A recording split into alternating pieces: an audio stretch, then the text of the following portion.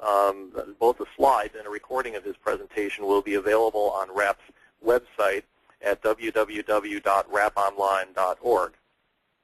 Finally, later this afternoon, after the webinar is completed, RAP will be sending all of the participants an evaluation form, just a very small number of questions. If you would be so kind as to take the probably 60 seconds it would take to fill it out, perhaps less, it provides very helpful feedback to us that we do pay close attention to. So without further ado, let me introduce Tim Woolf. Tim is Vice President of Synapse Energy Economics. He has more than 30 years experience working on a variety of electric industry regulation and planning issues. His primary focus is on energy efficiency program design and policy analysis, electric utility planning and regulation, and a variety of aspects of consumer environmental protection. Prior to working at Synapse, Tim was a commissioner at the Massachusetts Department of Public Utilities, the Massachusetts Public Utilities Commission, for 4 years from 2007 to 2011. And in that role, he addressed a variety of regulatory issues with a particular emphasis on energy efficiency, distributed generation, renewable energy, grid modernization, and energy efficiency in wholesale markets. He's also testified as an expert witness in numerous state regulatory proceedings and authored a variety of reports on electric industry regulation and analysis. So without further ado, let me pass the baton over to Tim to walk through the presentation of this really interesting and timely topic. Tim, it's all yours. Okay, thank you, Chris. And thanks for joining us this afternoon. We're going to talk about a report that I recently completed for RAP on energy efficiency screening, and it covers two key elements of screening, as Chris mentioned, other program impacts and the cost of compliance with environmental regulations. And the reason we covered these is that these are two elements that are frequently not addressed properly and typically lead to significant undervaluation of efficiency benefits. And I'm going to start at the basics. I'm sure many of you are familiar with these 5 standard tests for screening cost effectiveness, but it's important to get the foundation down for some of the points I'm going to make. There's the 5 tests that are used pretty much all around the country to different degrees and in different ways. And the whole concept here is that different parties, different groups are affected by efficiency differently. And so each test is intended to represent the cost and benefits from a different perspective. And we have the familiar participant test, the rate impact measure test, the program administrator cost test, the total resource cost test, and the societal test. And this next slide here shows the different tests and how the different costs and benefits sort of fall within those tests. And it's important to recognize this because it's critical to how the tests are structured and the logic behind them. So you'll see the top half of this chart, the rows include the energy efficiency benefits and some of the familiar ones like avoided energy and capacity and so forth, and maybe some that are less familiar, including price suppression effects if you're in a wholesale market environment, avoided costs of environmental compliance, I'll get to, reduced risk, other program impacts I'll get to. And then in the bottom half, we have the costs. And again, you probably recognize these, program administrative costs, the cost of the efficiency measure, and so forth. I'll come back to this in a little bit to go into some more of the details. But I want to emphasize that by each of these 5 tests, it's important that you include the right costs to those parties and the right benefits to those parties. And if you don't, the logic of the test starts to break down. So one of the key things I'm going to talk about is other program impacts, and here I define them. And it's somewhat of a new term that we're using to include 2 things. One is non-energy benefits and also non-energy impacts if there are costs. And secondly, other fuel savings. The other fuel savings are those fuels that are not provided by the utility that delivers the efficiency. So it might be oil savings or it might be gas savings if the program's delivered by an electric utility. And the non-energy impacts I'll go into more in a minute, but mostly because of those, the OPIs fall into 3 categories, those from the utility perspective, those from the participant perspective, and those from the societal perspective. And to understand how that plays out, I've got some examples here. From the utility perspective, the non-energy benefits a couple of examples include reduced arrearages, reduced carrying costs on arrearages, reduced bad debt, and others. And these are costs that utilities incur, and if they can be avoided, then that's a benefit to everybody in the electric system or the gas utility system. The participant perspective, here there are benefits like improved safety, improved health, reduced operations and maintenance costs, increased worker and student productivity, increased comfort, reduced water use, improved aesthetics, and there's actually a longer list, and it gets quite detailed, but this just is to give you a sense of what's included here. And then with societal perspective, there's environmental externalities that should be considered in that perspective. There's also healthcare cost savings, reduced reliance on fossil fuels, and so forth. And the reason it's important to sort of understand these from these perspectives is I'm going to go scroll back up now to the chart we just saw, and you can see that the other program impacts under the benefits section come up in 3 ways: by utility, participant, and societal, and those should be factored into the 3 tests as indicated. The utility perspective OPIs are in all 4 of their tests: RIM, PAC, TRC, and societal, whereas participant really comes up in the TRC and the societal cost test, and then the societal perspective comes up in the societal cost test. And the bulk of what I'm going to talk about today is the participant perspective OPIs, partly because they tend to be quite large and important in the results, but also it tends to come up in the discussion about how to apply the TRC test properly. So for more background, the way that the other program impacts are currently treated, it's important to understand. So most states around the country use the TRC test or the societal test as the primary test. A few others use the program administrator cost test. Now, a lot of states will look at all tests, but the key here is whether there's a primary test that's used to actually make the decisions. And oftentimes it's TRC, and sometimes it's societal or PAC. However, the trick is that many states ignore or significantly undervalue OPIs, especially the non-energy benefits. So the outcome of this is that the results of the TRC and societal tests are skewed against efficiency. The value of efficiency is understated. There's less identified as cost-effective, less is implemented, and therefore customers pay higher costs than necessary. Now, the rationale for including these other program impacts, it's not simple, so it's worth working our way through it. The other program impacts, first of all, should be included in the test to ensure that the tests are internally consistent. As I mentioned before, if certain costs are in, that you need to have parallel benefits, and if the participating customer costs are included, their benefits should be included as well. Otherwise, the tests are inconsistent, they're skewed, they're misleading, literally. And one of the reasons this is important is the participant costs can be quite large, and they're easy to identify. And just so nobody misses this point, the participant's costs are the cost that the participant has to put out of pocket when installing a measure. Maybe they're putting in a high-efficiency air conditioner, and the utility covers 30% of the incremental efficiency cost that the participant has to pay the 70%.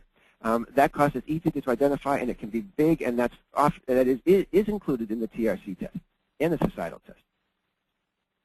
What's key here is that the non-energy benefits for those participants are also quite large, and they should not be excluded just because they're difficult to quantify. And experience indicates that non-energy benefits are very important to many customers, sometimes more important than the energy benefits. In some cases, programs are actually promoted and adopted because of these benefits. So I'm going to give a couple of examples here of how this plays out and how it's important. And these really are just illustrative to give you a sense of the different impacts. So this slide we have here is a summary of what's done in Vermont, where we have on the y-axis the energy efficiency benefits by dollars per megawatt hour, and they're sort of stacked up on top of each other. And we present 4 bars, 4 different cases. The one case to the left is the program administrator cost test benefits. And it includes the ones you're familiar with: avoided energy, avoided capacity, avoided T&D, line losses, and reserves, and so forth. The next one over, second from the left, is I call it the minimum TRC benefits, and these are benefits that accrue to all programs under the total resource cost test. So that includes risk benefits and general non-energy benefits. And in Vermont, the Commission didn't have or chose not to use more specific value, so they just have a 15% adder on top of the other benefits. Noting that it's probably conservative, but it's fine for planning purposes for the time being.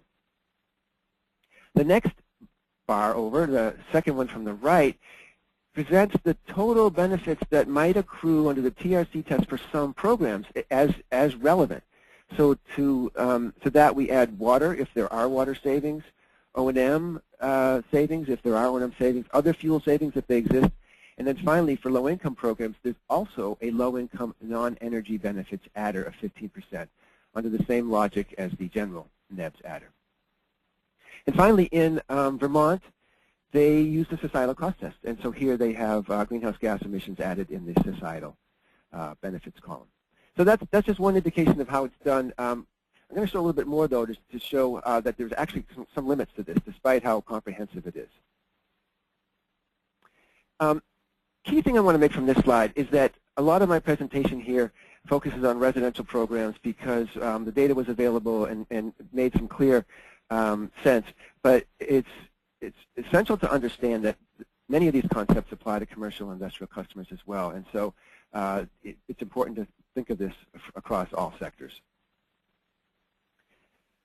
So what I have here is the actual results from a 2012 efficiency plan for a Massachusetts electric company. And I use this to show the difference in the results according to the different tests. So on the y-axis, we have several different residential programs. You're probably familiar with them all. They're fairly standard programs. The x-axis has the benefit cost ratio. Obviously a greater than 1 benefit cost ratio, and the program is considered cost effective. For each program, we have different screening results. The program administrator cost test, the TRC test without OPIs, and the TRC test with OPIs. The easiest one to pick up right away is the low-income programs at the bottom. You can see there's no difference between the TRC test without OPIs and the PAC test. And the reason is that for the low-income programs in this case, there are no customer contributions. They're covered 100% by the administrator. So without that, there's no difference between PAC and TRC without OPIs. And you also note that they're not cost-effective because the programs are fairly comprehensive. They're reaching harder to reach customers, low-income customers, and overcoming a lot of barriers. So under these two tests, they're not cost-effective. But you add in other program impacts, and you can see there's a dramatic difference. Those are the non-energy benefits and the fuel savings, other fuel savings that accrue to these programs. Huge difference in the results. And then, again, lighting and appliances, there's not much difference there. And the reason is, first of all, the customers don't pay a large contribution in that case. And secondly, there's not a lot of non-energy benefits or other fuel savings. So there's a small difference between the three tests. And there's very little difference in terms of what would be screened or not. But where this does become more important are residential retrofit programs, residential new construction programs, where there's a lot more things that affect the home or the houses or the buildings. And so you see a larger effect. For residential new construction, if you take out the TRC test and the OPIs, it becomes non-cost effective. But when you add in OPIs, which includes, in this case, gas savings and so forth, and oil savings and propane savings, then suddenly the benefits become much larger and the program becomes cost effective. So this is helpful from the big picture, but I'm going to go a little bit more into some detail. Exact same program, same Massachusetts electric PA, but here we break out the benefits so that you can see which ones have the most implications for the different programs. Along the y-axis here, we have the percent that each benefit makes up of the total benefits. So for residential lighting and appliances, the majority of the benefits are energy. There's a little bit of capacity, and then there's some non-energy benefits at the top. That's mostly O&M savings. For the other ones, there's a whole lot more going on. So residential new construction and residential retrofit, we see a lot of oil savings, propane savings, and pretty big non-energy benefits. Same is true for low income, new construction and retrofit. The non-energy benefits can be quite large as a portion of the total. The reason I like to put this slide in here, I think it's important, is that if you think back to the Vermont slide where they used a very simplistic 15% adder across all programs, you can see they missed a lot of the detail. And if one is to try to capture these more comprehensively, it is important to do this on a program-by-program basis with better data if you can. And the same is true for gas. Really quickly, same presentation here for the same gas program, 2012 plan. And again, low income, you see the same kind of patterns, different results, but the same patterns. And same here for gas in terms of the breakout of the benefits. In this case, there's not a lot of other fuel savings because it's a gas utility where most of the customers are using gas. And so you don't see those here, but you do see some significant non-energy benefits. So one of the things that comes up all the time on this topic is how do you estimate the non-energy benefits in particular? The other fuel savings are fairly straightforward. And one of the pushbacks that always comes up is, there's too much uncertainty and we can't do it, and so we won't do it. And it's important to recognize that this uncertainty can be addressed. Many of the planning assumptions we use when screening energy efficiency contain uncertainty, like a lot of uncertainty. Fuel prices is just one example. But we use the best information we have and we move forward. And the same same concept should be applied here. And also it's important to recognize that using an approximation is better than assuming a value of 0, especially for those benefits where you know with some certainty that they're real and that they're non-zero. And so it's better to come up with the best number you can and to move forward. And I list 5 ways of doing that, but there's others. But the key ones are to conduct a study to provide better estimates or reasonable estimates. And this can be done for not huge budgets. Usually it can be done as a part of the EM&V evaluation process. Another way is to begin with readily measurable NEBs and then move to the more challenging ones later. You can conduct sensitivity analyses. For example, those programs where you're sure there's going to be a big impact, see how it affects the results. Another option is to use proxies or adders, the way Vermont did. And then a 5th one is to maybe a combination of the above or others. So you could quantify those that are readily measurable and then use a proxy for the others. But the main point here is not to just walk away and leave if there's too much uncertainty, but to find a way to address it. Now, a key issue here that I think doesn't get enough attention is customer concerns that often come up when applying OPIs. One of them is that including non-energy benefits, especially in the TRC test, the societal test, is likely to expand the universe of what's cost-effective. You'll see more measures, more programs that are cost-effective. And this might result in increased efficiency budgets if there's no budget cap. Or if there is a budget cap, you might see a more expensive mix of energy efficiency programs. And in either case, you might see the cost of efficiency going up, which raises some concerns for some consumer advocates and commissions. A second one is that including OPIs in the TRC test requires electric and gas utility customers to pay for efficiency programs that result in benefits that aren't related to the utility service. These benefits are seen as being outside the sphere of the electric and gas utility's responsibility. Now, for example, why should electric customers pay for participant oil savings or for participant health and safety benefits? And those are real questions that almost always come up in this context. And my response are these. First of all, the overall customer benefits can be ensured by applying the program administrator cost test to the whole efficiency portfolio package.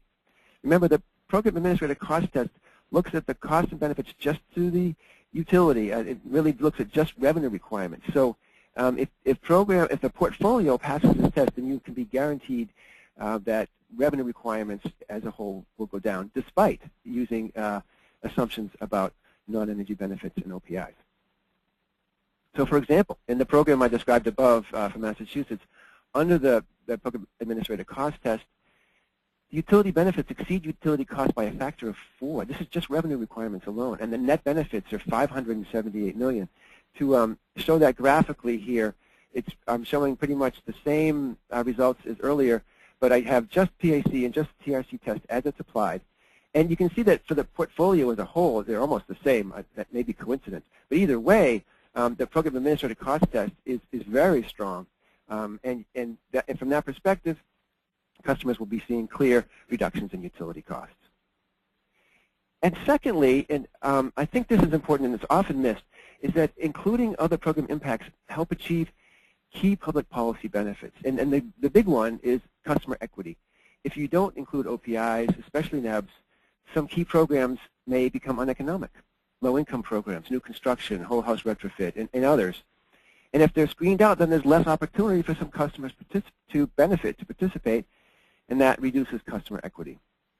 And in my mind, one of the best ways to address customer concerns about efficiency is to increase participation and thereby increase equity or improve equity. So here are my recommendations, and then I'll move on to the next topic. To summarize, the societal cost test or the TRC test really should be used to screen efficiency programs at the program level. However, they must include reasonable estimates of OPIs, otherwise they'll be skewed and misleading. The PAC test should be applied to the entire portfolio of efficiency programs to ensure utility costs are reduced. And I'll add that I've heard people talk about, well, why don't you just use TRC and PAC at the program level?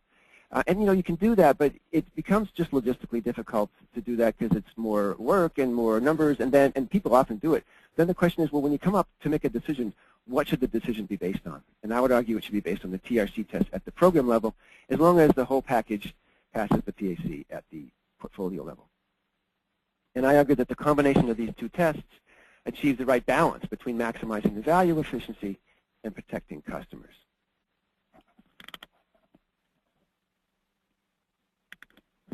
So I'll move on to the next topic, compliance with environmental regulations. It's clear that efficiency can help reduce the cost of complying with environmental regulations, and I'll go into exactly which ones I mean in a minute. And it's really important to recognize that the costs of complying with these regs are not externalities. These are compliance costs that will be incurred by utilities in the near, medium, and long term and will be passed on to customers. Therefore, they should be included in the PAC test, the TRC test, and the societal test. Externalities are those impacts that remain after regulations are met, and that they should be included only in the societal cost test. And a key point here is that efficiency screening should account for current and future regulations. It's quite common practice now to put in SO2 compliance costs or NOx price costs into efficiency and resource planning in general, because those are in place, they're easy to identify, people know about them. But if there are additional regulations, environmental regulations coming down the road in the next couple of years or even the next 10 years, just because they're not 100% certain doesn't mean they can be ignored. And the two key types of environmental regulations that I'm going to talk about are the EPA regs on fossil plants that have been ramped up recently and are being implemented now, and greenhouse gas regulations. I don't mean to preclude others, because there may be others, but these are the ones that are kind of big right now. This table is just to give you a sense of the EPA regulations, this chart. On the y-axis, there's the dollars per megawatt hour for operating a typical conventional coal plant in the U.S. And the bottom bar there, the bottom blue section, indicates the current operating cost of a coal plant. And we add on top of that all the different technologies that might be required under the different EPA regulations. Scrubbers and FGD and particulate baghouses and so forth. And as you can see on the y-axis, these are due at different points in time. And finally, at the very rightmost bar at the very top, we drop in CO2, even though it's a little bit different because it's not regulated by the EPA just yet. But it's important to think about these comprehensively. And one of the points here that's key, first of all, is that they can make a huge difference in your avoided costs, looking from the left to the right. But also, what a lot of utilities have done, and you might not believe it, but it happens a lot, they'll look at one environmental regulation at a time. And they'll look at, for example, do we need scrubbers? And they'll do an economic analysis of whether to retrofit or retire or replace. And sometimes it might be close, but they'll decide to retrofit and to keep going with that plant without looking at the future costs. Whereas if they had looked at the cost of the future regulations, then in fact they might have found that no, it's not cost effective, they should replace it with something else, maybe some of which would be energy efficiency. So it's important that these are all sort of considered when looking at energy efficiency economics. And a key point here, I'll just make really quickly, despite the busy graph. On the x-axis at the bottom, it just shows you that many, many studies have been done recently looking at the potential retirement of coal plants due to the EPA regs. And on the y-axis, it shows you the number of gigawatts of coal capacity that's at risk. And the main point here is there's a lot at risk. And you've probably been reading about many of them that have been retired or announced to be retired. So the issue is big and it's prevalent. And before I go on, well, no, I'll go on and then come back to a couple of points there. Moving on to climate change, you know, there is some uncertainty clearly about what the federal government's going to do, but no question there are already regulations at the state and regional levels, and there will be some form of federal climate change regulation within the next 20 to 30 years. And keep in mind that oftentimes efficiency is used as an alternative to power plants that can last 30 years or more, so we need to be thinking long term about the potential avoided costs. So we might have federal actions. We know we'll have something from the EPA at some point, not exactly clear what yet. Might be congressional actions at some point. And then we have regional initiatives, RGGI, Western Climate Initiative, Midwest Greenhouse Gas Reduction, North America 2050. And importantly, a lot of states have already adopted climate change requirements. And this is critical, and as I'll explain in a minute. So for example, this map tells us the states that have greenhouse gas reporting and registries. The next map tells us those states that have active legislative commissions and executive branch advisory groups. The next graph tells us which states have climate change action plans. You know, you can see there's quite a few states that are taking action. And basically the direction is for more action over time rather than less. This has the states with greenhouse gas emission targets, and this map has states with specific emission caps on the electricity industry. So there's no question there's a lot of action at the state level. Really quickly, this next chart just shows that a lot of utilities have recognized this, and in our work at Synapse, we've looked at many IRPs over the recent years and just sort of compiled all these forecasts of CO2 price costs that are out there. And I only point this out to indicate that a lot of folks do recognize that it's more likely than not to have some kind of constraints on greenhouse gases, and they must be accounted for. And there are generic estimates out there too, and Edison Electric has one. It's a few years old now. I'm not sure what they would say now, but that's, you know, that's what they had for a while. And my company puts together some as well. And I'm going to take a minute on this chart here because I think it's instructive. Looking at the New England avoided energy supply cost, it's a study that's done every 2 years by all the stakeholders in the 6 states, and it's used for the efficiency screening. And this is how cost of compliance is addressed. The bottom line that's dashed in green shows the forecast at the time of the RGGI CO2 price. And this is now out of date because RGGI's been made more stringent. So you'd expect that forecast to be a bit higher. And then the blue line shows the assumed RGGI cost plus any kind of federal cap and trade that might occur in the future, and that's assumed to you know, be implemented in 2018 and then to increase thereafter. And this number, this blue line here, is what's used in many states. In New England, I think also California uses it to recognize that, you know, there will be cost of compliance for GHG in the future. And, you know, it's a reasonable number to use. The reason I present this slide here is that there's another point to be made, which is that in some states, in fact, many of them, there's a good chance that the state cap is tighter than the forecasted federal cap. There are many times when states, you know, lead the federal government in these kind of things. And if that's true, then each state should have the most stringent cap that they expect to be in place, and it should be the state cap. And one example of that here is in Massachusetts. And I apologize for using Massachusetts so often, but I happen to have a lot of data available there, and there's some nice illustrative data to use.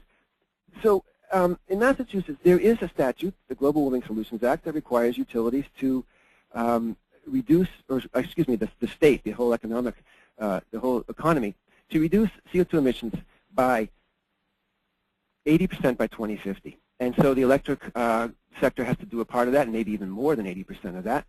And so the state's developing a clean energy action plan right now to try to do that. And to do that, they will very much likely have to incur costs that are closer to the red line you see here the red line indicates estimates of the marginal abatement cost for reaching that 80% reduction by 2050 goal. So there's this huge gap between the blue line and the red line that's not being captured, despite the fact that there's a statute in place saying that Massachusetts has to achieve those goals. So this next graph down here, before I finish, kind of shows the effect of that. You can see that the avoided costs along the y-axis, dollars per megawatt hour, they include the basic energy capacity, T&D, energy price suppression, and then that low GHG compliance cost in the rose-colored bar is what you saw in the previous graph, the blue line that's being used to forecast federal cap and trade. But if you go to the state compliance, then you'd have to actually include the higher greenhouse gas compliance cost shown in the dashed lines. And you can see that'll make a difference.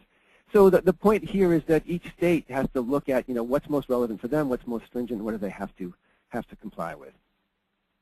So to wrap it up, the recommendations here for treatment of environmental compliance cost, that these are not externalities. They should be included in the societal test, TRC, PAC tests. This second bullet's key, that they needed to be evaluated and implemented on a timely basis, that is energy efficiency, because if you wait till a plant needs to be retrofitted or retired soon, it can be too late. I've seen this often where retirement or replacement decision is coming up within the next 2 or 3 years, and utilities throw up their hands and they say, oh, we don't have enough efficiency to avoid it in 2 or 3 years.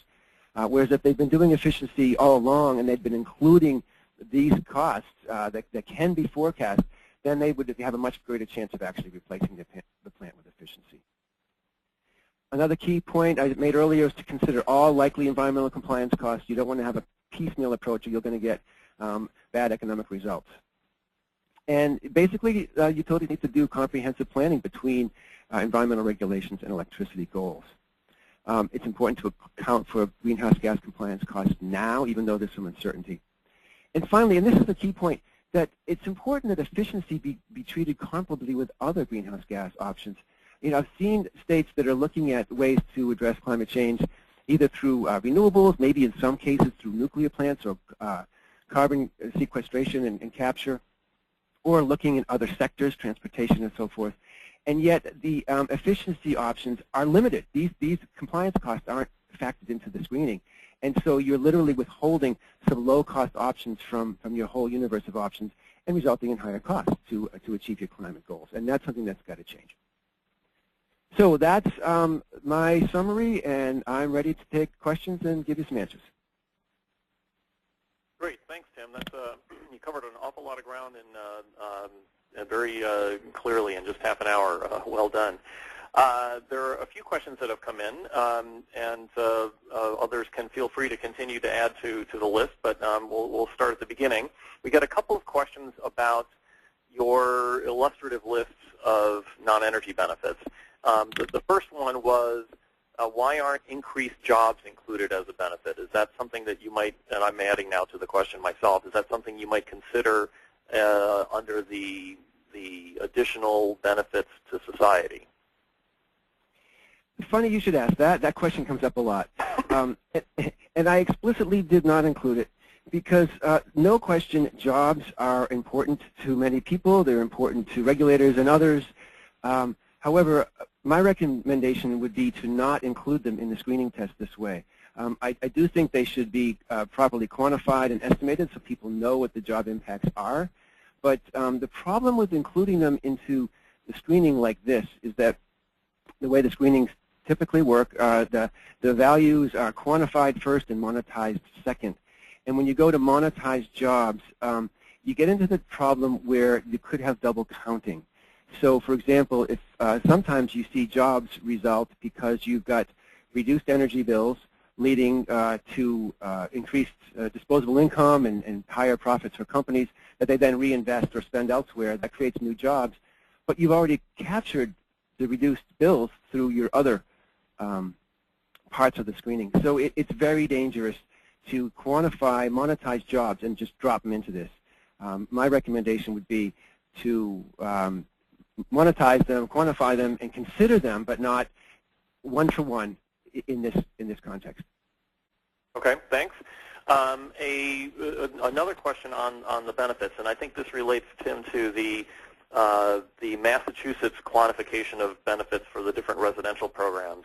The question was related to the residential appliances market, and the questioner was expressing some surprise by the relatively implied low non-energy benefits for appliances, given that efficient clothes washers have, in different points in time, been demonstrated to provide detergent savings, water and sewer savings, and I might even add sometimes they have been claimed to produce less wear and tear on clothes, although that may be less of an issue now that a much larger share of the clothes washers on the market are horizontal axis to begin with. But can you comment on the degree to which the Massachusetts study delved into those kinds of things?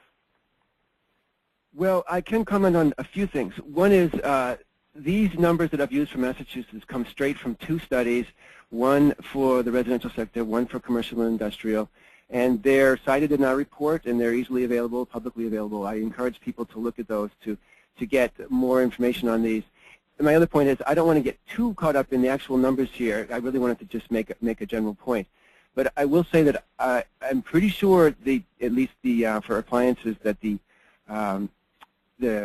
some of the savings that you mentioned are included. I don't know how many, but on this slide it's a little tricky because remember that the benefits are all put in terms of percentage of total benefits. So just because the orange bar seems so small, it could be because the energy benefits, say, for lighting and appliances are so large that they dwarf the non-energy benefits.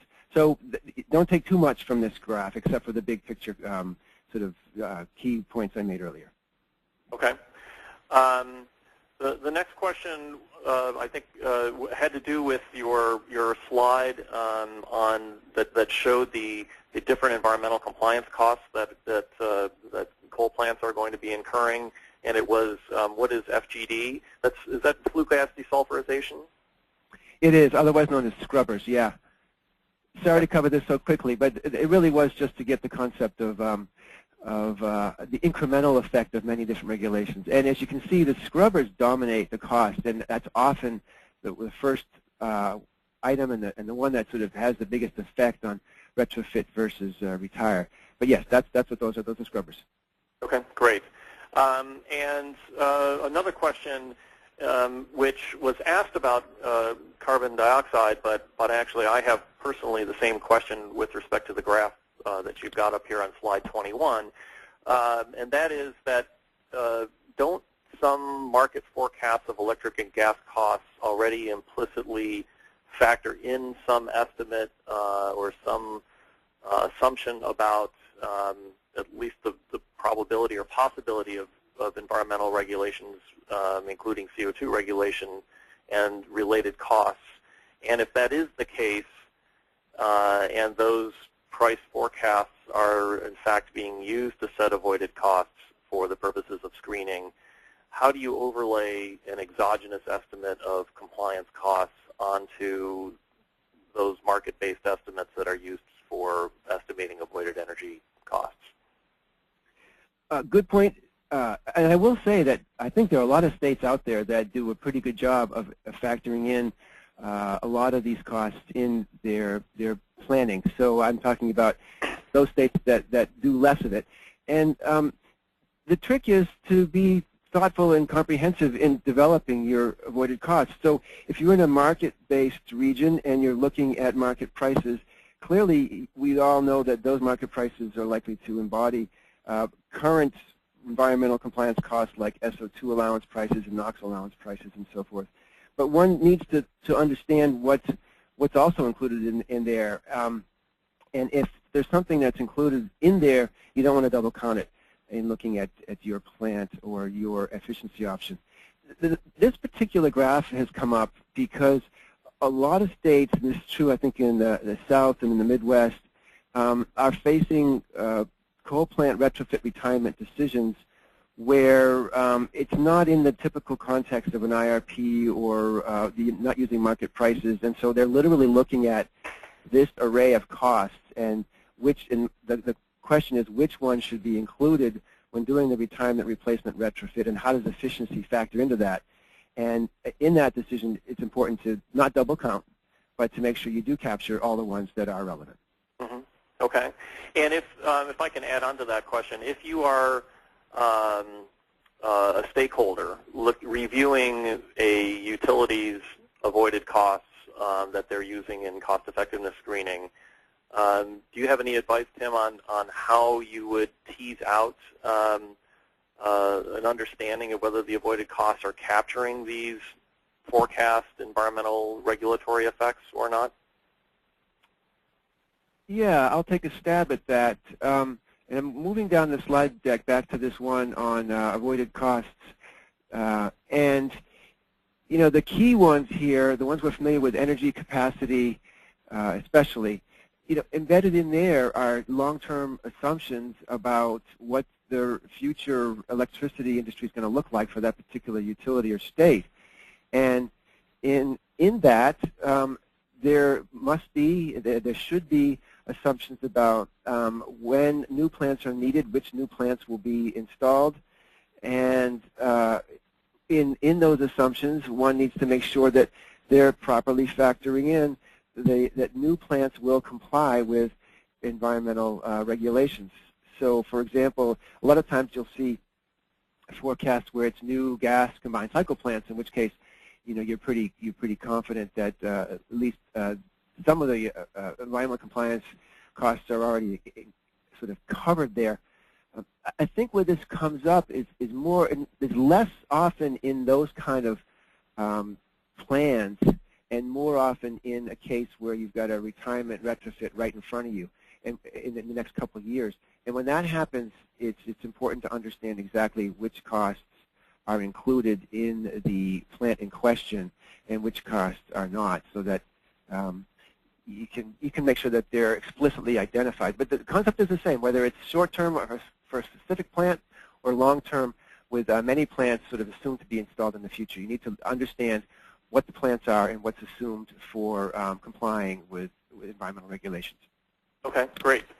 The next question, I believe, was asked in the context of the last few slides where you were focusing on future carbon regulation and the likely impact if you're really, for example, going to go to 80% reductions. The questioner asks, are any regional utility groups thinking this far ahead, and shouldn't this radically change energy efficiency programs for buildings? Well, I would say to the first part, not quite. That's why I like to make this point in my presentation and in the report.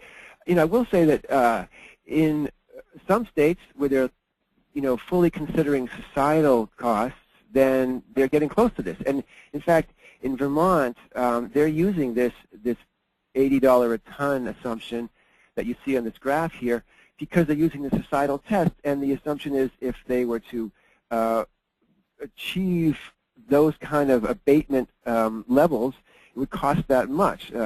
So that's their indication of externalities. In terms of other states getting there, actually, Chris, could you do me a favor and repeat the question? I lost track of it. Sure. The question was, it was a two-part question. Are any regional utility groups thinking this far ahead? And then secondly, presumably if they were, it might radically, or wouldn't it radically change what efficiency programs for buildings are attempting to accomplish? So thanks. So on the second part, yes and no. And I'm going to go to my appendix, where I have some graphs that I keep in here in case I have questions like this. And sorry, this one's kind of busy, but since you asked, I'm going to go through it. This is a graph of the exact same programs from Massachusetts I've been using throughout. This is the electric company, and you can see the levelized cost per kilowatt hour on the y-axis and cents per kilowatt hour. And on the x-axis, we've got the different programs and the width of those bars indicates the amount of kilowatt-hour savings you get from each. So it shows you the priority in terms of savings. And as you can see, the C&I programs are quite low cost, and they start to get more and more expensive as you move into residential and low income, and retrofit is most expensive. And the dashed lines here that make this so busy are the avoided costs that you saw in the other chart. So you can add them on top of each other: avoided energy, capacity, price suppression, T&D, and so forth. And then you've got the low greenhouse gas compliance bar there in the dashed line at about 15 cents a kilowatt hour. That's what's currently used in Massachusetts, and that's pretty good. And the reason that the low-income retrofit still passes the screening test is this doesn't even include non-energy benefits. This is just the standard ones that apply to the utility cost test. So what would happen is if you were to use the high greenhouse gas compliance costs that I think one could justify. Maybe it won't be this high, but there's a debate about what it should be. It should be higher than 15 cents. Maybe it would be 17, maybe it would be 19 cents. What that does is, it doesn't, I've heard people say, wow, if you do that, you're going to have people paying 19 cents a kilowatt hour for energy efficiency. And that's not exactly what happens. It will introduce the opportunity for new programs to be applied that have costs that are that high. But still, on average, you're going to be paying pretty low cost. So right now, the average, I think, for all these programs is like 3.5 cents a kilowatt hour. So you could add a few more programs in here where they might cost, say, 17 cents a kilowatt hour, maybe 16. But on average, you're still going to be paying maybe 5 cents a kilowatt hour. So it's not going to totally, change the cost from that perspective.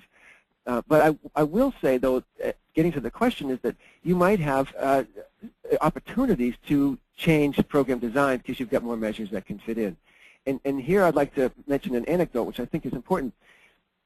I've heard a lot of people come to me, and this is in the Massachusetts context, and say, geez, Jim, we've got this deep energy retrofit program that we really think we've got to do to meet the clean energy climate plan, but it's not cost effective. How can we get it in the plan?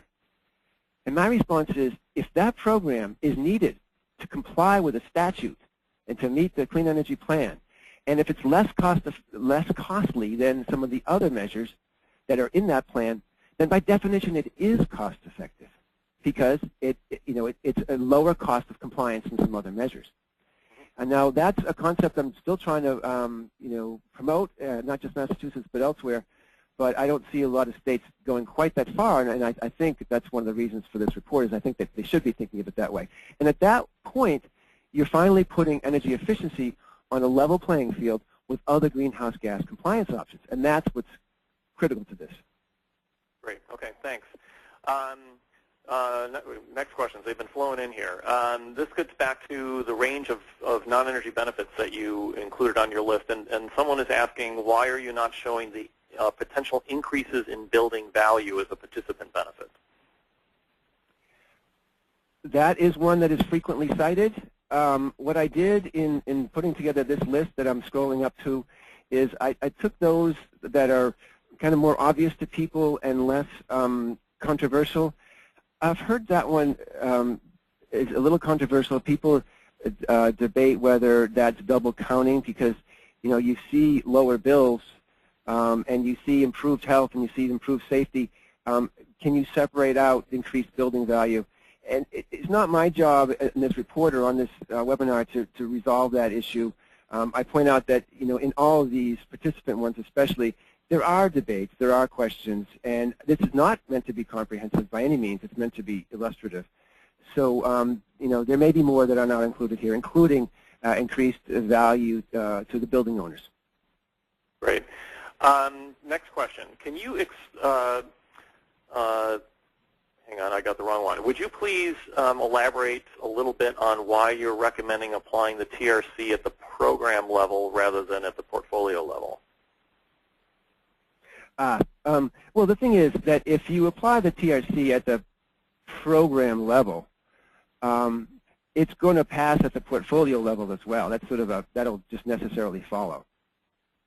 Right, but I think maybe this question came out of the context where you were explaining that you believe the TRC should be applied at the program level, but the program administrator cost test only at the portfolio level.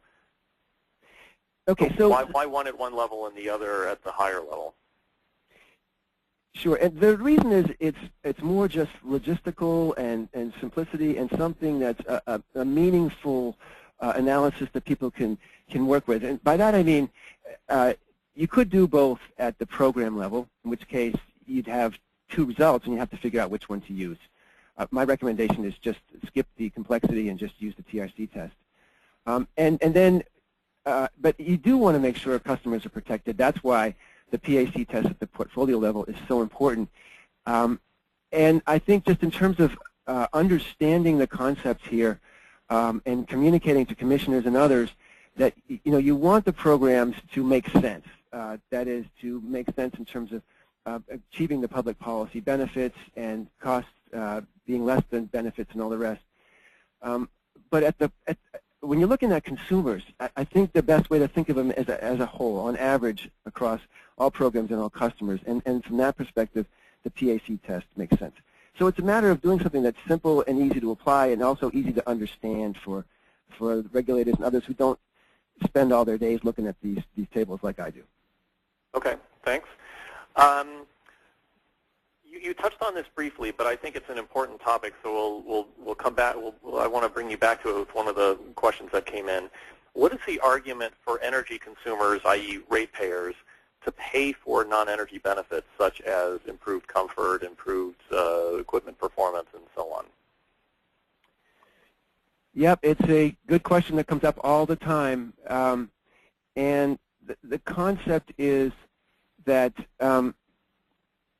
this helps achieve certain public policy goals. So whether it's low-income benefits or the fact that, and I've heard many commissions say, well, we want to take a whole house approach, a comprehensive approach, then it makes perfect sense to account for these because they're a very real impact. In fact, as I said earlier, sometimes they're more important to the customers than the actual energy savings. So it's a matter of accounting for a value that's clearly there and will have benefits to customers.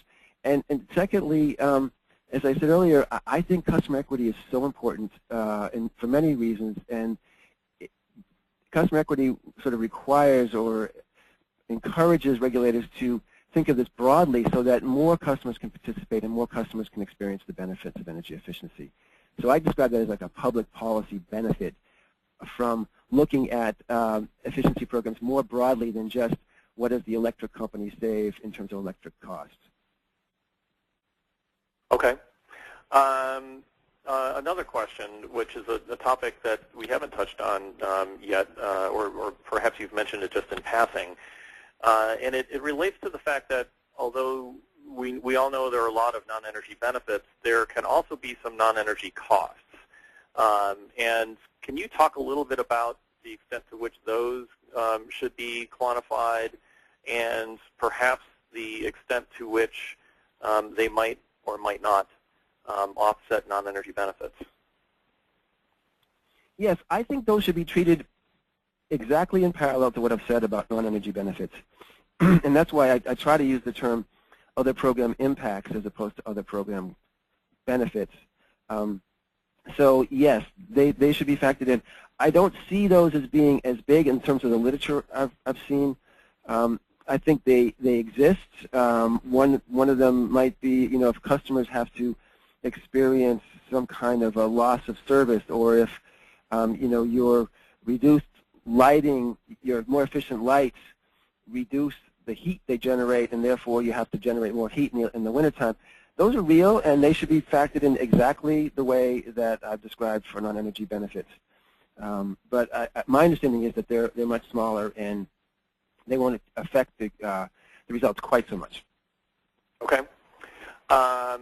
We've got time for maybe one or two more here. Here's one that's a little different. Do you see any consideration of the value to a large customer who can monetize additional benefits by bidding ancillary services from distributed energy generation systems into an existing ancillary services market, or a utility doing that for that matter? It seems like the answer is yes, if I understand the question properly, but I'm not quite sure how efficiency factors into that. Is it like demand response kind of efficiency that would then allow for bidding into ancillary markets that way? It was referencing distributed generation. So I think the answer is yes, but I'm not entirely sure how it fits into the efficiency discussion. Okay. Let's try one more. What can you say about the implications for gas DSM? Right now, fracking is dropping gas costs radically, and this might make gas DSM technically impossible to pass some cost-effectiveness testing. And that was the question, and I'll add absent a consideration of NEBs. So as I mentioned earlier in this slide with the benefit cost ratios, and in the following slide with the NEBs, these are both for gas PAs, and clearly accounting for OPIs, especially non-energy benefits, will make a significant difference. So I guess my main answer is yes, these should be factored in and they'll make a difference. I think, Chris, your last addition confused me though.